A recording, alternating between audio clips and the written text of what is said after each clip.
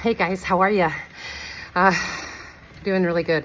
So I thought I'd do a little bit of the story time. I'm finishing up my ride on the bike. Got about 10 or 15 minutes left. I'm doing a little over an hour. Anyways, so I wanted to share the story of when I realized that I was gonna struggle and have issues with my weight. So I was in the 6th grade and it was PE time. And that's back in the day where they weighed you and all the kids were on the gymnasium floor and they weighed you and they did your height. And one of the kids that was in the class, his name was Sean. He was right behind me and he looked on the chart and he saw my weight and he went out and announced it to the entire PE class.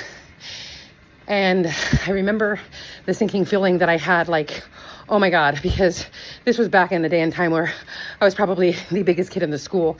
It was the 80s and I already knew that I was larger than most kids. And so fast forward to when I was in high school and just certain times when I would go out for sports and I would try to address my weight issue.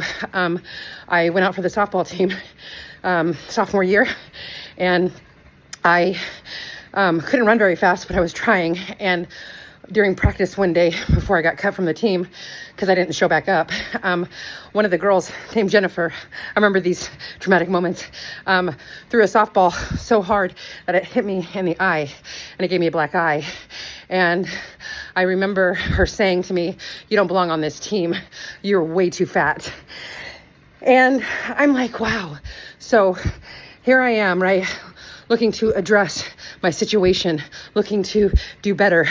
And I encountered people that had so much pain within themselves that they projected very hurtful and harmful things onto me. So my moral of my story is that it doesn't matter if you're overweight, underweight, if you are a different race, or if you have some sort of a disability. People are always going to say cruel things. And it doesn't have anything to do with you. It is a projection that they feel very negatively about themselves, that they want to project that on to other individuals and say things because, and I don't know why, but apparently it makes them feel better. Fast forward to the last few years to where I've been training for this Ironman. I have wanted to quit numerous times. I have thought my body wasn't ready for it. It's not right. And the training was hard. And now fast forward to, I'm on year 3 of my diagnosis of having lipolymphedema stage 3, type 3 and 4. I lost 160 pounds.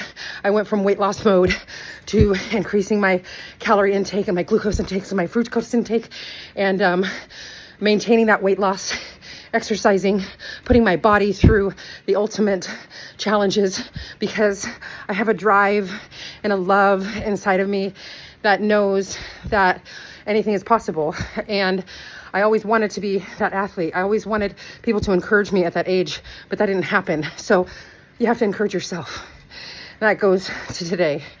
I am just now, after 3 years of training, after several coaches, after several gym instructors, after a lot of individuals, just now got my inflammation under control. Just now. And it was because I stopped doing one thing. And I felt that maybe somebody should have alluded to that, but because they're experts in the industry and I wasn't. But everybody has their own path that they take, right? And if they're experts in certain things, a lot of the times they don't search the opposite. So there's multiple ways to get the right answer, multiple ways. And I want to encourage you to stick with it. I want to encourage you to go after what you want. And I want to encourage you not to give up. I love you. I hope you have an incredible day. Thank you. It took 40 years to get to that athletic status. So go be a badass. I love you. Bye-bye.